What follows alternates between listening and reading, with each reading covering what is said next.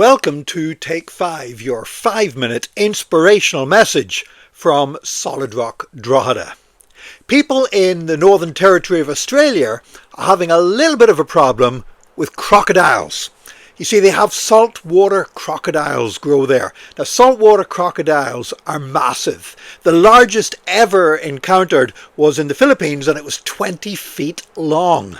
And saltwater crocodiles are aggressive, they're territorial, and if you find yourself in the water with one, you're pretty well sure you're going to be killed. Much more dangerous, by the way, than being in the water with great white sharks or anything else.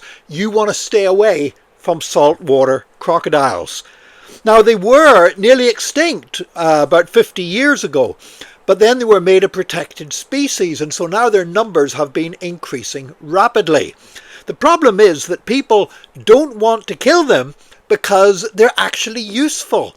They bring in tourists. Lots of tourists come to see the crocodiles, and also people farm the crocodiles and use their skin, sell their skins, which, by the way, can raise a huge amount of money. The fashion house Hermes has a crocodile skin handbag that retails at $500,000 US.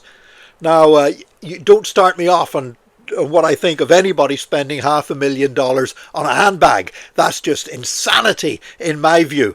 But what this means is that the crocodiles, they don't want to get rid of them. They're tremendously dangerous, but they still want to keep living with them. And an academic in Australia who's working to develop ways that they can do this, I want to read you a quote that he said on this. He said, "We've done what very few people can do, which is to take a very serious predator and manage them in a way that the public is prepared to tolerate them."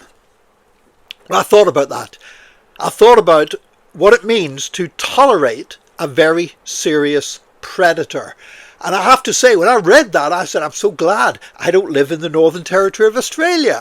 I'm so glad I live in Ireland, where we don't have any animals that are really dangerous or going to do you any real harm. But to be able to live in a way that you tolerate dangerous predators living close to you, and there are people get killed and eaten by these saltwater crocodiles. So some people, and the aim is to persuade people to tolerate living side by side with an extremely dangerous predator.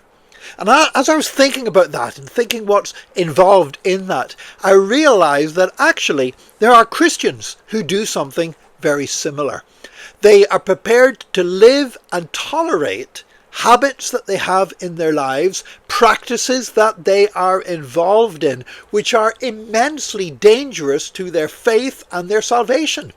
And yet they keep on doing it. They want to be able to tolerate a dangerous predator, a dangerous spiritual predator that can live alongside it, that because they perceive some kind of an advantage from doing so.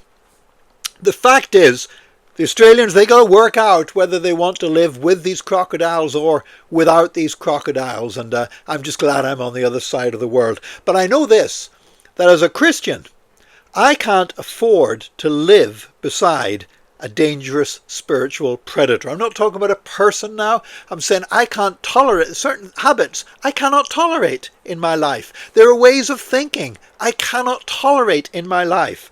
There are patterns of behavior that I must not tolerate because it could so easily destroy my Christian life. That's why we've got to guard our hearts.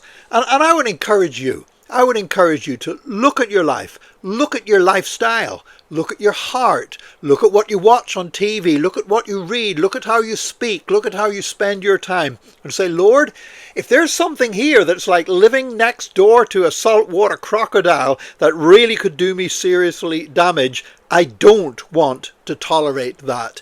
I want to live my life in a way that I can glorify Jesus Christ and not risk making a shipwreck of my spiritual walk. May God help you to have discernment in this, in Jesus' name. And join us again next time for another Take 5, your 5-minute inspirational message from Solid Rock Drogheda.